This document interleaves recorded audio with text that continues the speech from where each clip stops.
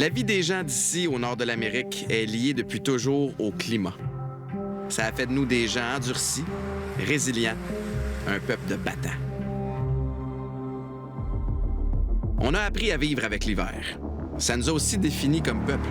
Mais dans notre courte histoire, peu d'événements nous ont mis à l'épreuve aussi durement que la crise du verglas. Il y a 25 ans, une partie importante du Québec se retrouve plongée dans le noir, sans électricité. Pour plusieurs, sans moyen de se chauffer, au cœur d'un mois de janvier glacial.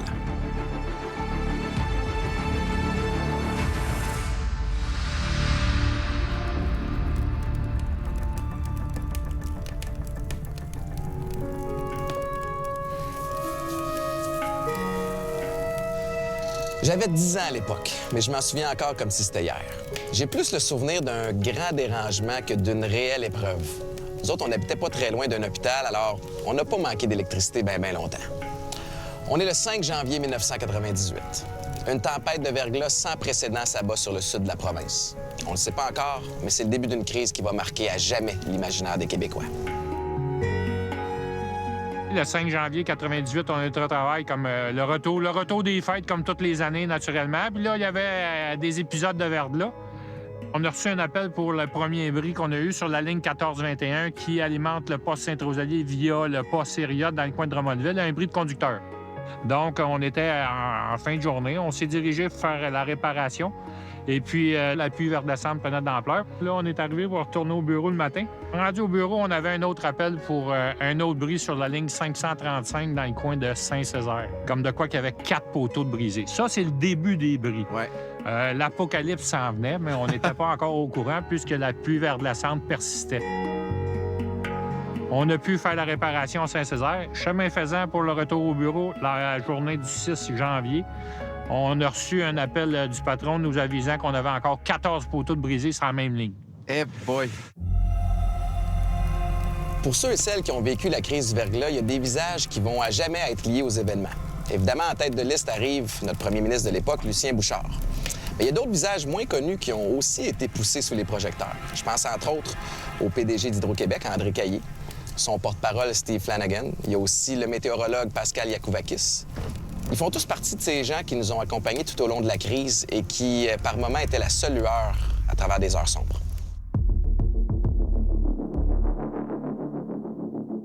Tout le monde revenait des vacances de la période des fêtes.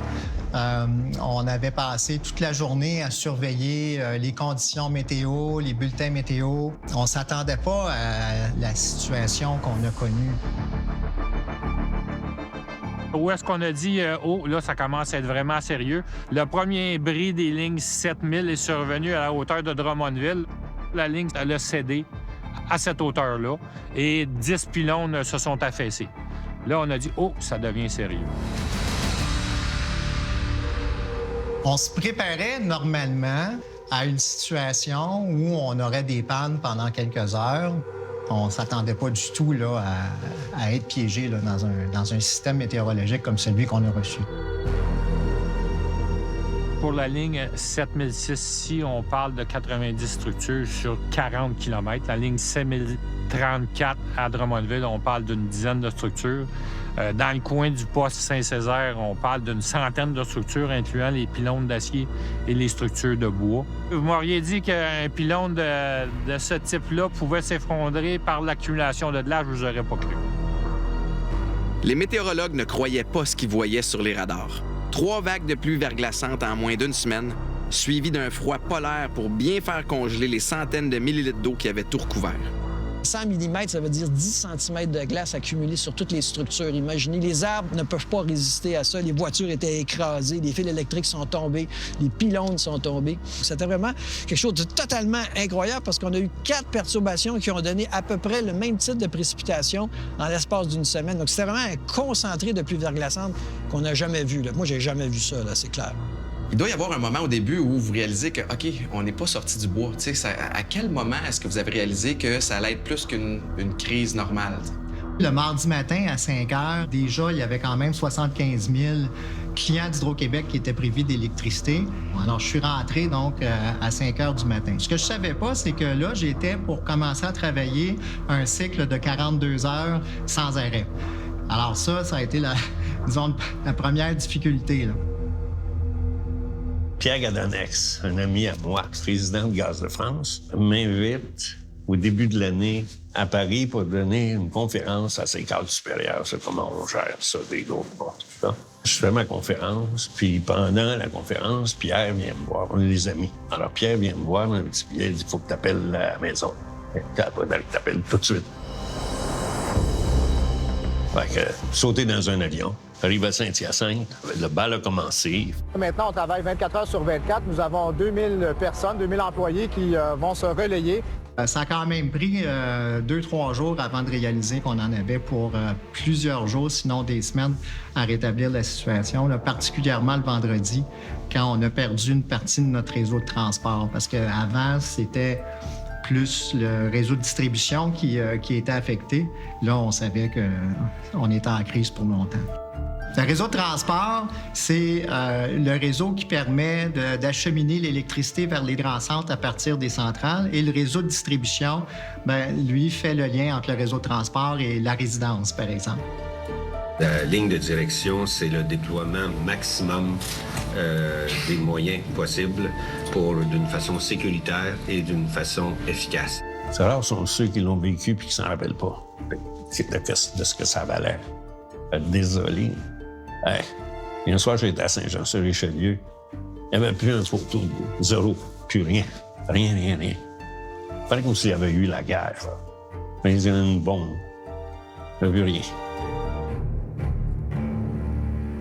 Concrètement, au début, c'est quand l'électricité a manqué que ça a commencé à être compliqué parce qu'à ce moment-là, il faut comprendre qu'il n'y a plus une clinique qui a de l'électricité, donc ils ferment.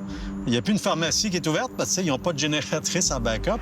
Il y a plusieurs hôpitaux qui sont à challenge, qui se mettent à fonctionner sur les génératrices. Mais essentiellement, c'est la première ligne qui s'effondre. On n'a plus d'accès aux médecins. Les pharmacies commencent à manquer de médicaments. Il n'y a plus moyen de voir un pharmacien. Puis, tu sais, il y a beaucoup de monde en Montérégie, surtout dans la grande région de Longueuil ici. Il n'y a plus d'accès aux soins. Regardez ce qui s'est accumulé en moins d'une heure. C'est décourageant. Et on en a jusqu'à au moins demain midi. Et je me rappelle avoir dit en ondes, ça va causer beaucoup de problèmes. On m'avait cité souvent là-dessus. Et après ça, je me rappelle qu'à partir du mardi ou mercredi, les pylônes ont commencé à s'écrouler. Et là, on voyait que la situation s'aggravait, là.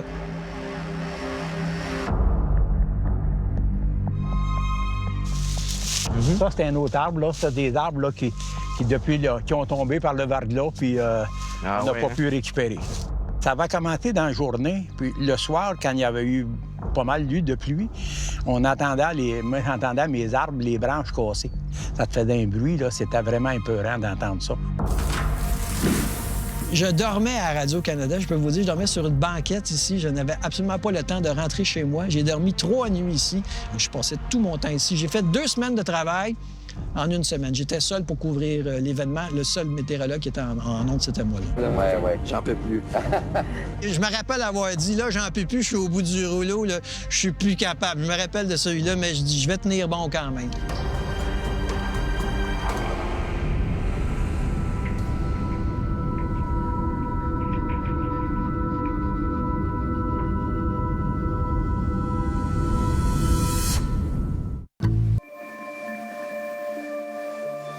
La situation, il faut le dire, s'est gravement détériorée aujourd'hui dans tout le sud du Québec, avec plus d'1 million de pannes dans des foyers, plus d'1 million d'abonnés d'Hydro-Québec. Ce qu'on a appelé le Triangle noir couvrait une partie importante de la Montérégie. Le triangle s'étendait entre les villes de Granby, de Saint-Hyacinthe et de Saint-Jean-sur-Richelieu. Et c'est surtout la Montérégie qui a été le plus touchée. Il est tombé jusqu'à 110 mm de pluie verglaçante. Imaginez 10 cm de glace. Tous les arbres sont tombés presque, en tout cas pas tous, mais une importante partie. Les lignes électriques sont tombées. Les gens ne pouvaient plus être à la maison. Il n'y avait plus de courant, donc il y avait des centres d'hébergement.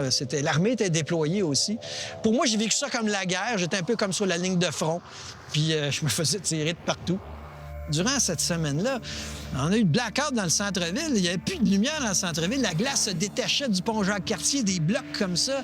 Dans le Vieux-Montréal, des blocs tombaient, là, des blocs de glace. Et les gens, on avait dit aux gens, n'allez pas marcher, restez à la maison. C'est tout simplement dangereux.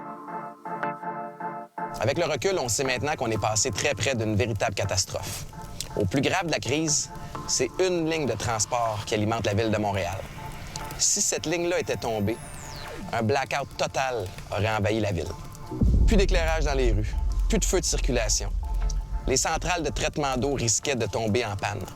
Au cœur de la cellule de crise, tout le monde retenait son souffle.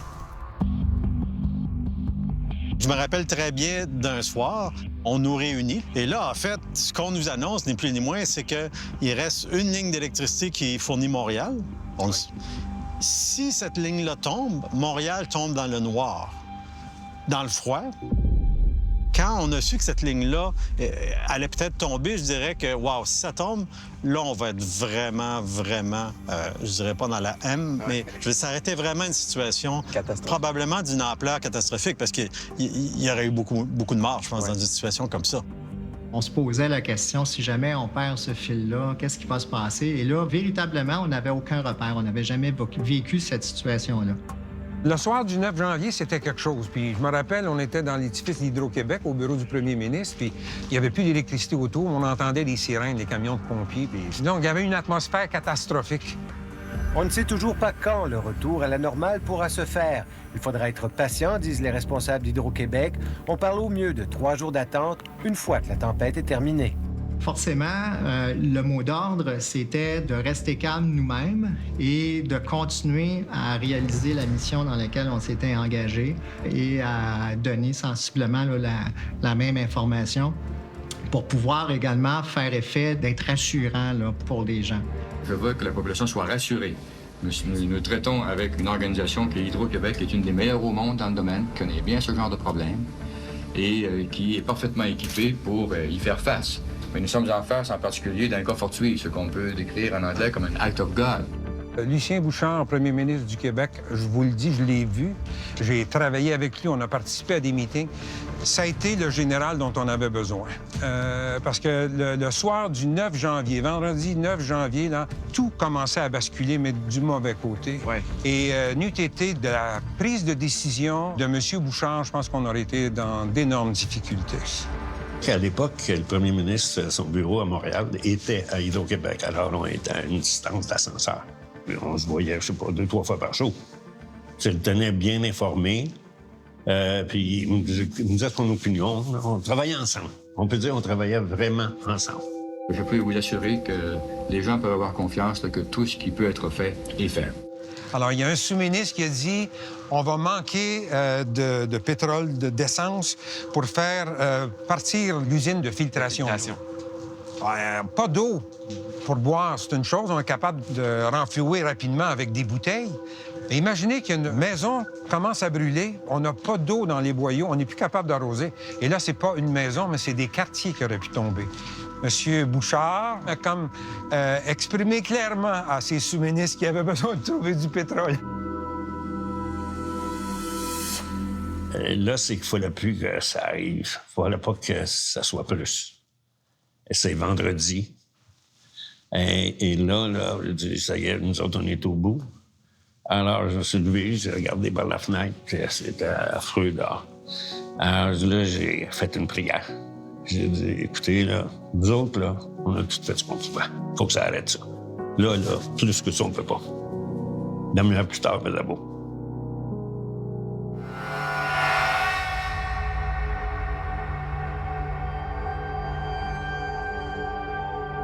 Quand les lignes de transport ont cédé sous la glace, les Québécois ont compris que cette grande noirceur s'est installée pour un bon moment. La priorité, c'est la sécurité des personnes. Les hôpitaux doivent continuer à fonctionner. Et le deuxième, c'est l'alimentation en eau. Il faut s'assurer qu'il y a de l'eau potable, puis qu'il y a de l'eau. Je pense qu'on redoute, évidemment, les incendies. Ce qui m'a beaucoup aidé là-dedans, c'est mon éducation. J'ai été au Collège militaire de Saint-Jean, où j'ai appris comment on fait quand on est face à l'inédit, à l'imprévu. La situation commandait qu'on prenne des décisions. Rappelons-nous l'objectif, la sécurité des personnes. On ne peut pas attendre ça. On ne peut pas dire on va y penser qu'on verra demain. Moi, je crois beaucoup à un homme, le lieutenant-commandant Arnott. C'est un capper, c'est un officier de la marine britannique qui travaillait dans la marine canadienne. Mais il m'a montré comment décider, comment on fait, comment on se positionne. C'est même physique, ça, presque. Être là. On se donne des objectifs de court, de moyen puis de long terme. Quand on parle de court terme, là, c'est quoi les objectifs pour demain? Quand je parle de moyen terme, c'est dans le 2 à 3 jours. On a vraiment un déploiement maximum, c'est l'effort maximal. Ça se passait comme le lieutenant-commandant Arnott m'avait dit que ça se passerait si jamais ça arrivait. Demain, on va passer à ça. On va descendre comme ça jusqu'à la Côte-Saint-Luc. Le soir où j'ai réuni les cadres pour leur dire on va visiter les 250 000 foyers privés d'électricité, ils ont dit il est fou. Mais dans les heures qui ont suivi, on a commencé à sauver des gens. Et c'est ça qui a fait que les troupes se sont vraiment ralliées au message puis qu'on a été capable de faire une grande différence. Depuis le début des pannes, c'est une des choses qu'on craint le plus. Les intoxications au monoxyde de carbone causées par les systèmes de chauffage d'appoint. Ma peur, c'était les gens. C'était de voir la santé des gens. On va-tu l'oublier, là? Il y en a-tu un quelque part qu'on va retrouver gelé au deuxième, que personne ne sait qui est là? Il n'y avait pas de chauffage, il n'y avait rien, puis c'était dangereux. Là. Ça menait à dangereux, puis tu ne vas pas sortir dehors. Il y avait ça, des pas de glace, là. C'était stressant. C'était très stressant. Mais l'atmosphère était saine et on se sentait épaulés les uns les autres dans tout ça. La crise du verglas a été vécue comme une guerre. Puis dans toutes les guerres, il y a des soldats qui montent au front puis qui vont défendre courageusement le territoire. Les hommes et les femmes d'Hydro-Québec ont incarné ces combattants-là qui ont affronté l'ennemi sur le terrain, avec tout un commandant à leur tête. Bien, dans l'esprit populaire, définitivement, les monteurs de ligne sont parmi les héros là, de la crise. Les 2 premières semaines, pour être bien honnête avec toi, on dormait dans un camion. Hydro nous avait fourni des sleeping bags, des oreillers. Puis on dormait sur les établis les 2 premières semaines, ouais. On était tellement mindés à essayer de rétablir le réseau qu'on n'avait pas conscience des heures de travail qu'on pouvait accomplir. On faisait 16 heures par jour. Il y avait une rotation, il y avait des équipes qui travaillaient de nuit, des équipes qui travaillaient de jour. Les employés sur le terrain, là, littéralement, il fallait leur dire de descendre des poteaux. Parce que là, 2 chiffres, c'est assez. Pas 3. Sécurité des personnes. Ça va aussi pour la sécurité des employés, ça. Tout le monde est en mission. Tout le monde voulait contribuer pour ramener, dans le fond, le service le plus rapidement possible. On leur faisait des menus. Je me souviens d'avoir été en cuisine. On a dit, bon, ce soir, tout le monde a un steak, des patates et des petits pois. Tout le monde. Alors, organisez-vous. Là.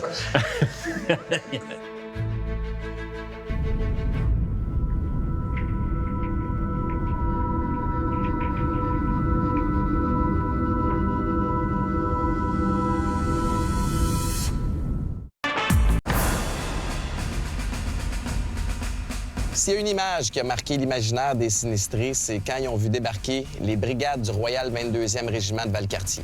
Ça, c'est un signe qui mentait pas sur la gravité de la situation. Ben, le gérant qui commandait, qui est né à Farnham. Moi, je suis né à Saint-Jean-sur-Richelieu. Et on a le même âge. Et là, on s'est mis à faire ça ensemble. Les pylônes tordus au sol. Nous autres, là, si on est obligé de tout défaire ça, enlever ça, ça va prendre un temps fou. On n'aura jamais fini de ça. Il y avait des véhicules blindés là, qui étaient sur le terrain, des 6 roues, gros moteurs. Tout traîné pylônes à côté. Puis là, nous autres, on avait pu, nos gens, nos entrepreneurs, on peut rebâtir les pylônes sur les bases des anciens pylônes. Ça va beaucoup plus vite à ce temps-là. Hein? Il a dégagé la voie.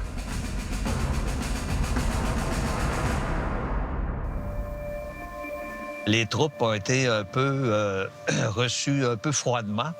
Ça n'avait rien à voir avec la glace, là. C'est uniquement qu'ils étaient surpris de voir des militaires. Les gens de l'Hydro-Québec, certains se sont étonnés. Ils nous ont demandé si on était syndiqués. Je vous assure qu'on ne l'est pas. Une des choses, c'est qu'il a fallu transformer nos hélicoptères en bombardiers. Alors, qu'est-ce qui se faisait qu'on a tenté? C'est réellement prendre un billot de 6 pieds de l'hélicoptère, survoler la ligne et jeter le billot de 6 pieds en plein milieu. Et comme par hasard, on a découvert l'effet boomerang. C'est qu'une fois que la ligne est libérée de sa glace, elle a tendance à monter plus haut que l'hélicoptère. Alors, il y a eu des blessés? Non, il n'y a pas eu de blessés, mais nos pilotes sont quand même très bien entraînés et ont d'excellents réflexes. Alors, ça a bien été. Nos hélicoptères volaient la nuit pour voir quel secteur où il n'y avait pas du tout d'électricité. C'était un bon indice, là. On était réellement dans le noir, ça veut dire pas d'électricité dans ce secteur-là. Et on relayait cette information-là à l'Hydro-Québec en disant tel secteur géographique maintenant, est-ce que vous pensez rétablir le courant bientôt? Heureusement, il y a eu partout des leaders qui se sont levés et qui ont pris les opérations en main. Il a fallu faire preuve de détermination, de solidarité et surtout de beaucoup d'imagination. Après quelques jours, quand on a compris d'Hydro-Québec qu'on s'enlignait pour un long combat, alors on a mis sur pied un premier centre d'hébergement à la polyvalente Hyacinthe-de-l'Homme. En quelques jours, on a atteint très rapidement 3500 citoyens mascoutins hébergés dans une polyvalente. Il a fallu ouvrir un deuxième centre. Donc, pendant une bonne période, on a hébergé plus de 6000 personnes dans nos deux centres. Rapidement, au bout de quelques jours aussi, la question des animaux de compagnie. Certains ont laissé les animaux à la maison, mais après 24, 48 heures, 2 jours, il faut trouver des solutions. J'avais pas d'électricité, j'avais pas de nourriture, j'avais pas de lumière, on avait des gants, on gelait, puis on écrivait le nom des animaux. Puis là, tout à coup, je reçois l'appel du maire à l'époque. Il dit, on a une grosse problématique et c'est que les gens ne veulent pas sortir de leur domicile parce qu'ils veulent pas laisser leurs animaux. Donc est-ce que tu peux nous aider? J'ai souvenir d'une dame qui était âgée, puis je sais que cette dame-là, elle n'aurait jamais sorti chez elle si je l'avais pas convaincue. J'étais la Noé du verglas. Bravo. Dans votre animalerie, alors que vous n'avez pas d'électricité, vous parlez des aquariums, on fait quoi pour pas que l'eau gèle? On fait rien. On peut rien faire. Il n'y avait pas de génératrice. Les gens se battaient pour des génératrices. Ben ouais. Donc, malheureusement, j'ai sacrifié mes poissons, mais j'ai sauvé plus de 500 animaux. C'est comme ça qu'il faut que je le vois. Au retour, c'était... je vous avoue que j'ai pleuré beaucoup de voir les enfants qui retrouvaient leur chat, les personnes âgées qui retrouvaient leur chat ou leur chien. C'était très émouvant. Le retour a été très émouvant. Très rapidement, on est devenu le point de convergence de tout le soutien alimentaire pour ce qu'ils appelaient le triangle noir. Ça arrivait en train du Vermont, ça arrivait en avion de Vancouver, ça arrivait en semi-remorque du Nouveau-Brunswick. Ça vient d'où, ça? Ça vient tous des dons qu'on a reçus, ça descend pas partout, on se promène, là. Il y a eu une grande vague de générosité au Québec. On a eu du Grand Nord du Québec qui sont arrivés avec 5-10 roues, non pas de bois prêt à utiliser, mais de ce qu'on appelle la pitoune, et avec 12 bûcherons du Grand Nord. Ils sont arrivés avec ça en nous disant, nous, c'est notre don, on vous donne ça, puis vous allez en recevoir autant la semaine prochaine avec 12 nouveaux bûcherons.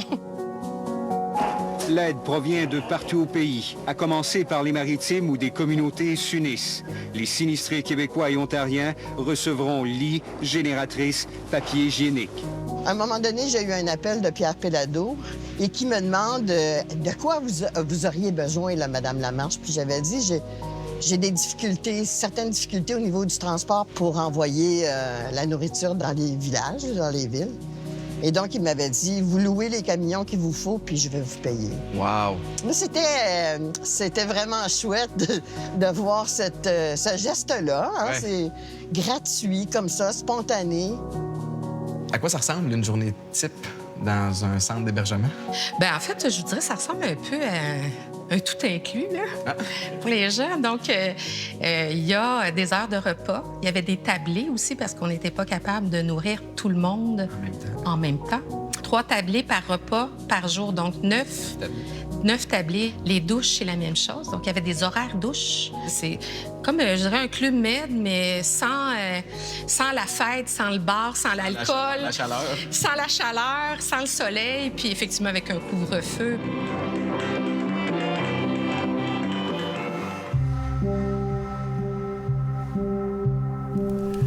La crise du verglas 98 évoluait excessivement rapidement. Les choses pouvaient changer drastiquement dans l'espace de quelques heures, ce qui fait que la radio est devenue le média d'information référence. La bonne vieille radio à batterie que les gens pouvaient écouter de partout, même sans électricité, mais ça informait les gens en temps réel des derniers développements. Quand les pylônes sont tombés en Montérégie, Gilles Dion a vécu les moments les plus excitants de sa jeune carrière d'animateur. On s'est rendu compte que la radio, c'était la présence instantanée. Pour moi, là, à ce moment-là, là, humblement, ça a fait la différence. Ouais. Parce que ça évoluait tellement rapidement. Le maire de Granby venait faire 3 présences en ondes par jour. On avait toute l'information, on la recevait immédiatement.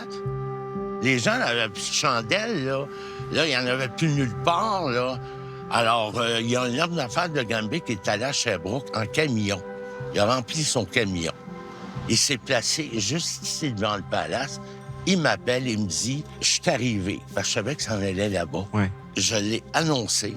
3 minutes plus tard, il y avait un embouteillage ici.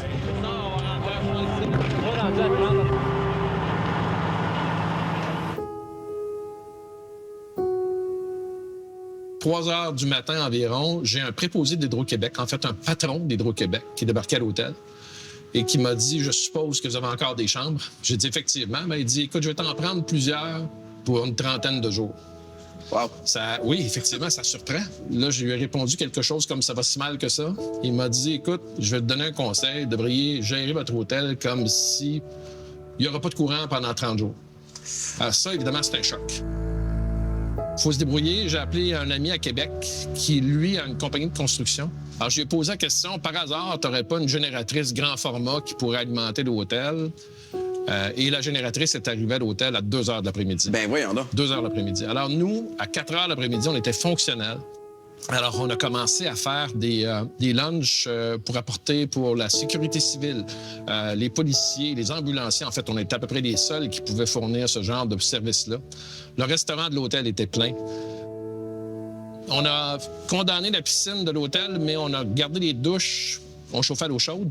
Alors, je pourrais vous dire qu'on a douché une bonne partie des résidents de la ville de Saint-Jean qui nous appelaient pour dire « Écoute, ça fait 2 semaines que je n'ai pas pris de douche. Est-ce que je peux aller chez vous à l'hôtel? » Et évidemment, passer de 6 chambres occupées à 120, c'est vraiment le cadeau de Noël pour un hôtelier. Mais il y a une limite entre bien gagner sa vie ou gagner sa vie et exagérer sur le dos des gens qui en arrachent déjà beaucoup. Alors nous autres, les partenaires, déjà en partant, on avait statué que non, les prix des chambres n'augmenteraient pas. On avait statué qu'on ne chargerait pas pour que les gens puissent venir se doucher. On n'a pas exagéré non plus sur le prix des repas. Dans ce genre de crise, quand toute une population est touchée, un des nerfs de la guerre, c'est la communication. Comment on fait pour informer les gens, pour leur faire comprendre toute la gravité d'un moment sans toutefois créer un mouvement de panique? Comment on fait pour rester crédible tout en ajustant le discours à ce que la situation exige? Vous avez fait preuve d'une grande transparence. Vous dites qu'il fallait dire la vérité. Est-ce qu'il faut dire toute la vérité à tout moment ou est-ce que des fois on se retient un petit peu de divulguer certaines informations? L'essentiel, c'était de répondre à une seule question. Est-ce que j'aurai de l'électricité ce soir? Alors, dans les premières journées, c'était non. Puis on s'est rendu compte assez rapidement que cette information-là avait une valeur primordiale pour la population parce que ça leur permettait à ce moment-là aux gens de prendre une décision pour leur propre sécurité ou la protection de leurs biens. Mais en même temps aussi, ça permettait de maintenir une cohésion sociale. Et la communication en temps de crise fait ça. Ce qu'on a besoin maintenant, c'est une marge de manœuvre qu'on n'a pas. Alors, depuis cet après-midi, on lance un appel à la population et aux entreprises de réduire leurs activités, de réduire leur consommation d'électricité en abaissant le chauffage ou tout simplement en ralentissant leurs activités dans leurs usines, par exemple, pour nous dégager cette marge de manœuvre qu'on a besoin si on veut éventuellement réalimenter tout le monde. On était toujours prudent à divulguer de l'information qui aurait pu mettre en péril la sécurité ou la vie des gens. Je vais vous donner un exemple. À un moment donné, il y avait juste un fil qui alimentait Montréal. Alors, s'il avait fallu qu'on dise quel fil, je pense qu'on se plaçait à risque.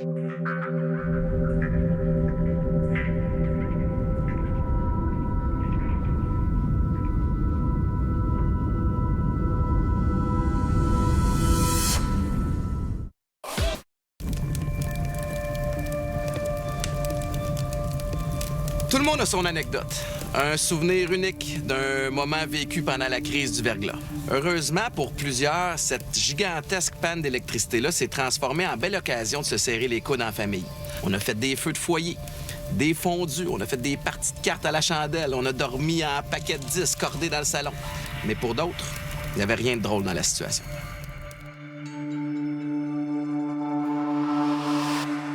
Écoutez, on a fait l'histoire, hein? On a annulé une partie du Canadien. Je ne sais pas si vous savez c'est quoi. Racontez-moi ça. Les gratte-ciels avaient eu beaucoup de verglas qui étaient restés collés, mais à 40 étages plus haut, si ça tombe. Et donc, j'avais interdit le centre-ville. Fait que là, le colonel Corré m'appelle, dit, mais on est dans le centre-ville. Oui, mais on ne peut pas permettre. Et on a parlé à Gary Bettman, puis M. Bettman, avec M. Corré, tout le monde a compris. Ça a pris une fraction de seconde. On avait des policiers, je ne sais pas si vous vous rappelez, mais en hélicoptère, des policiers de SWAT qui tiraient des balles de caoutchouc pour faire déglacer le haut des gratte-ciels. Des coups de feu avec des balles, puis là, la glace tombait, mais on n'aurait jamais pu permettre d'aller au centre-ville si on n'avait pas été capable de faire ça. Le plus gros événement qu'il y a eu, peut-être celui qu'on est passé plus proche d'une catastrophe, ça s'est passé à Charlemagne. Charlemagne, c'est un gros hôpital. Il fonctionne sur une génératrice, tout va assez bien. À un moment donné, à 8 heures, la deuxième génératrice doit prendre le relais de la première et elle ne part pas. Ça gèle. Fait que là, il n'y a plus d'électricité dans l'hôpital Charlemagne. Et ça, c'est plusieurs centaines de lits, plusieurs dizaines de patients aux soins intensifs, plusieurs patients sous respirateur. Et là, il n'y a plus rien. Fait que là, les gens, évidemment, on m'a fait le récit de ça, doivent se précipiter pour ventiler les gens à la main parce que les appareils ne fonctionnent plus. Il y avait organisé une espèce d'endroit pour que les hélicoptères puissent atterrir. Et ils ont transféré avec l'armée les patients par transport héliporté à Montréal, surtout à Sacré-Cœur, en fait, parce que ces patients-là devaient se retrouver dans un environnement de soins intensifs. Là, je dirais que c'est probablement là qu'on est le passé le plus proche de vraiment une situation de crise très aiguë qui aurait pu amener plusieurs décès. Moi, j'arrive de Paris, là, pas tellement bien. Alors là, j'ai froid. Fait que je dis à Jacques Rioux, trouve quelque chose pour me mettre sur le dos, moi, je mets mon coup de mort aussi. Il a trouvé un col roulé. Je me suis mis le col roulé. Et ça a eu un effet, ça, en tout cas, d'après M. Bouchard, instantané. Tant et si bien que le lendemain, quand je me retrouve dans son bureau habillé ma chemise, ma cravate, ils me disent, le chef de cabinet, il me dit comment ça, qu'est-ce que tu fais habillé de même? Ben, je l'ai habillé d'habitude. Et là, il dit, non, tu vas remettre ton col roulé. Vous, personnellement, est-ce que vous en avez manqué de l'électricité? Oui, c'est toujours la question qu'on me pose. Oui, mais 8 heures seulement. Puis je vais expliquer la raison tout de suite, parce que j'habitais pas loin d'un hôpital, donc le secteur était considéré comme P1. La bonne affaire là-dedans, c'est que tous mes voisins ont cru que c'est parce que j'avais un rôle de porte-parole qu'ils ont eu l'électricité. Fait qu'après coup, tout le monde m'a félicité, mais j'avais rien à voir avec ça. Les gens vous remerciaient. Oui, c'est ça. Prenez le crédit, la petite tape dans le dos. Malgré le fait qu'on a quand même une fierté de faire partie de l'équipe d'Hydro-Québec sur les lignes de transport, on avait en plus la fierté des citoyens qui, eux, nous levaient leur chapeau chaque fois qu'ils nous rencontraient. Les gens prenaient le temps d'arrêter pour nous saluer puis de nous remercier. Il y a des gens qui venaient nous voir, qui nous offraient du café, des muffins, des petits trucs, là, juste pour essayer de nous réconforter. On avait l'air des héros, là, honnêtement. Là, quand on arrivait dans les rues, là, les gens, c'était le fun pour nous, c'était valorisant. Ouais, des rockstars. Oui, quasiment, c'est ça. Du quartier. Chez nous, là, quand ils ont rebranché, là, ben moi, là, ma famille était sur le balcon, puis ils ont eu un standing ovation. Le monde était là, puis ça applaudissait, puis ça chantait. Puis les gens d'Hydro-Québec, là, savaient, il y avait un sourire dans la face. Tout le monde les attendait. C'était des sauveurs, des héros. Là. Je me rappellerai du fameux Hydro-Québec, là, le symbole qui avait été, logo qui avait été éteint par solidarité de la part d'Hydro-Québec.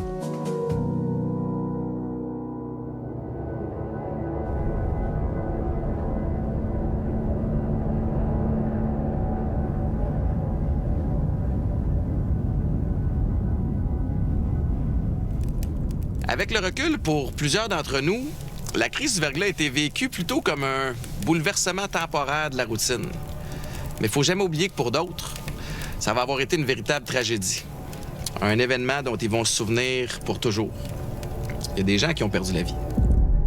Il y a des gens qui étaient pris dans le triangle de glace. Écoutez, ils n'ont pas eu de courant pendant 2 semaines. Ça a été vraiment une catastrophe pour eux. Il y a des gens qui en sont morts aussi, là. Ça a été surtout les acériculteurs, ceux qui avaient des érablières. Eux, dans certains cas, ils ont tout perdu. Tous les arbres sont tombés. Il faut savoir qu'il y a des érables, ça pousse vite, mais ça casse assez vite aussi. Ils ont tout perdu, carrément. Alors, c'était une catastrophe totale pour eux.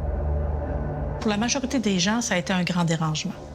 Mais pour d'autres personnes, ça a été quand même un sinistre aussi. Là. Tu sais, des personnes âgées, par exemple, qui sont allées vivre dans les centres d'hébergement ou les familles avec jeunes enfants qui ont vécu des stress énormes. Les agriculteurs, les acériculteurs. Ça, c'est ces personnes-là qui ont vécu le plus de pertes. Donc, ils vivaient beaucoup d'insécurité financière. Il y en a qui pensaient, dans le fond, à faire faillite. Il y en a beaucoup d'agriculteurs qui ont remis en question aussi leur profession. Puis aussi, les acériculteurs qui voyaient leur arbres tomber, tout ça, qui se disaient, ça va prendre 20, 25 ans avant que ça se régénère.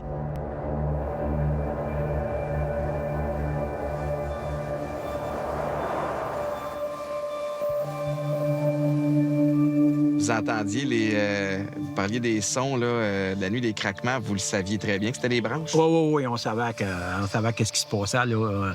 Le lendemain, là, on n'a rien qu'au bar, puis on n'a pas été plus loin parce qu'on ne voulait pas voir qu'est-ce qu'il y avait le restant. Là. C'était dur émotivement. Oui, c'est ça. Mais comme je te dis, ces arbres-là, ça fait 100 ans qu'ils produisent, qu'on les entaille et qu'ils nous donnent du sirop. Il y a quand même un lien d'attachement, même si c'est un arbre. Là. C'est peut-être pas un animal, mais ça fait seulement la 3e année que j'entaille là, à nouveau. Moi, je peux avoir perdu près de 40 des arbres dans la forêt.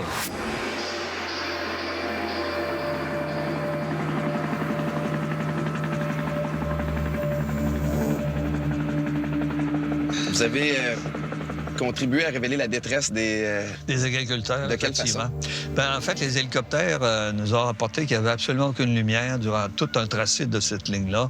J'ai regardé sur la carte à ce moment-là, puis on a vu que ça pouvait juste être des fermiers qui étaient dans ce coin-là. Fait qu'on a envoyé des patrouilles pour savoir qu'est-ce qui se passait. Puis effectivement, qu'est-ce qui se passait, c'était très rapidement facile à expliquer. Si c'était une porcherie, les porcs étaient en train de mourir. Ouais. Ils étaient réellement là, dans une situation extrêmement critique et beaucoup d'animaux sont morts durant ce temps-là. Il vous faudrait d'autres génératrices? Oui, mais je sais très bien parce qu'on est des cultivateurs établis. Puis il y a bien des jeunes qui ne savent pas comment passer au travers. De grâce, n'allez pas faire une erreur qui vous serait fatale.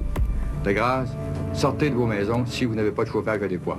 Et cette mise en garde s'adresse non pas seulement aux gens qui habitent la zone désignée dans cette partie de la Montérégie qui est spécialement affectée, mais s'adresse à tout le monde qui, aujourd'hui, au Québec, est encore privé d'électricité.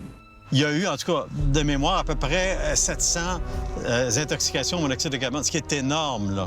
Et ça, il faut gérer ça. Ces patients-là doivent se retrouver dans la chambre hyperbare. Mais des chambres hyperbares, il n'y en a pas 50 au Québec, là. Il y en a une à Lévis, puis il y en a une à Sacré-Cœur. À un moment donné, il y a eu des centaines et des centaines de fractures de gens qui tombaient, qui allaient déglacer leur toit, qui allaient ça. L'autre chose, c'est qu'il y a eu les cas d'hypothermie. On a identifié en Montérégie à peu près 50 000 personnes qui vivaient seules. Ça, c'est 50 000 personnes qui n'ont pas beaucoup de contacts, qui n'ont plus de téléphone, qui n'ont plus d'électricité, puis on ne sait pas trop ce qui arrive avec eux autres parce qu'il n'y a pas d'environnement. À l'époque, j'avais écrit un texte, on avait au moins identifié 4 décès d'hypothermie. Il y en a peut-être eu plus, là. Ça, c'est une autre chose. On ne sait pas réellement jusqu'à quel point on a réussi à sauver tout le monde. Il y a quand même des personnes qui sont mortes gelées dans leur maison. Hein? Et puis, le décompte des personnes qui sont mortes suite à la crise du verglas demeure encore inconnu à ce jour. Et puis, il y en a certains qui ont eu des stress post-traumatiques suite à ça aussi. Ouais.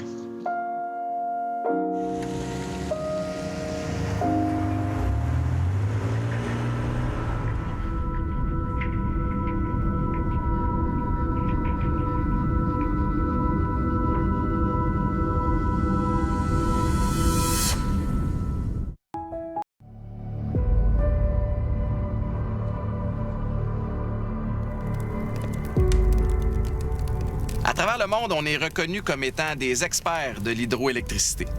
L'énergie électrique, ça définit le Québec et on fait appel à notre expérience partout sur la planète. La crise du verglas 98 nous a frappés directement dans ce qui était une fierté nationale. pense qu'on peut faire toutes sortes de choses, puis surtout quand on est à la présidence d'une grande entreprise. Mais quand on voit l'adversité se manifester, on voit ça nous remet à notre place. Ça donne l'humilité. Moi, j'ai vu des choses énormes. Là. J'ai vu des gens pratiquement se battre pour des batteries dans une quincaillerie. Là. Puis quand tu es en situation d'urgence de survie, c'est des choses que j'espère ne plus jamais revoir. Là. On est très confortable, puis on ne le sait pas. Alors, quand une chose comme ça arrive, ça te frappe en plein visage. Puis je me rappelle de la panique puis du désarroi des gens autour de moi. Puis à quelque part en dedans, là, je ne pouvais pas le montrer, mais la mienne aussi. 25 ans plus tard, on peut parler sans se tromper d'une victoire. On a été défiés, on a fait face et on a gagné la bataille. Ça a été la victoire de l'ingéniosité, de la ténacité, mais surtout de la solidarité d'un peuple. Bien, je suis jamais tanné d'en entendre parler parce qu'en quelque part, ça représente beaucoup pour l'ensemble de la société québécoise parce qu'on a vécu tous ensemble un événement majeur. Puis on est passés tous ensemble à travers. Puis 25 ans plus tard, ce que je retiens surtout tout ça, puis des témoignages que des milliers de personnes m'ont fait là, depuis ce temps-là, c'est toujours la même phrase, c'est « vous avez été rassurants ». Un événement comme ça n'arrive pas à tout le monde dans ce domaine-là? Non, c'est ça. Mais c'est intéressant ce que vous dites parce que dans l'histoire des catastrophes naturelles au Canada, c'est une des plus coûteuses, une des plus graves, et je l'ai vécue. Je me dis, mon Dieu, c'est assez incroyable pareil. C'est gravé dans ma mémoire, puis je suis marqué par ça parce que quand on est sur place, qu'on le vit, on peut pas l'oublier. Vous aviez besoin de ceci ce matin, vous allez encore en avoir besoin demain matin parce que ça va même s'intensifier durant la nuit. Je vais être sur mon lit de mort, puis je vais voir encore les arbres tomber. Je vais me voir vert dans mon manteau vert, tout mouillé. Je me dis, je sais que ça va arrêter vendredi. Principalement, ce que je garde comme souvenir, c'est vraiment d'avoir vu de près ce que c'est qu'un leadership qui est exercé adéquatement par des gens qui ont le pouvoir de changer les choses. Puis, ils m'ont vraiment impressionné. Pour moi, ça a été une marque de leadership absolument incroyable. Puis je suis resté habité de ces enseignements-là. Je suis convaincu qu'il n'est pas possible de faire mieux et que le maximum est fait. Et chaque fois que quelqu'un découvre qu'on peut faire un peu plus, on le fait. Mais il y en a un groupe dont on n'a pas parlé jusqu'ici, puis c'est bien important d'en parler parce que leur contribution a été absolument extraordinaire. C'est les Québécois eux-mêmes. Les Québécois ont pris soin d'eux-mêmes, ont volontarisé.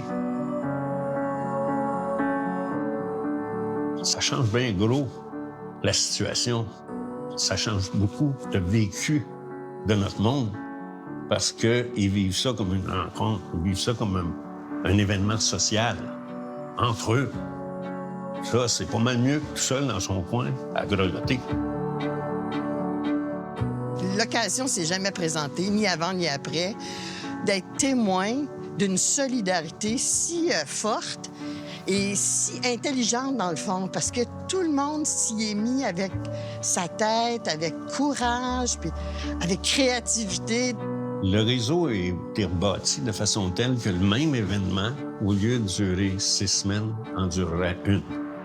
Il y aurait des conséquences, mais bien moins grandes, puis bien surtout, bien moins longues dans le temps. Les Québécois ont été très reconnaissants envers les employés d'Hydro-Québec. Plusieurs fois, on m'a raconté que les employés allaient manger au restaurant le midi, les gens se levaient pour les applaudir. Ça je ne dirais pas au cœur, ça. Ah ouais. On se dit, on l'a fait. Ouais. Et on le referait. Je vois ça comme une victoire sur les éléments. Et une victoire comme un groupe. Quand on dit qu'Hydro-Québec est numéro 1 dans le domaine, c'est vrai. Cette fois-là, on l'a vu. Compétence, volonté. Les deux ensemble, ça faisait pas quelque chose. On a réussi.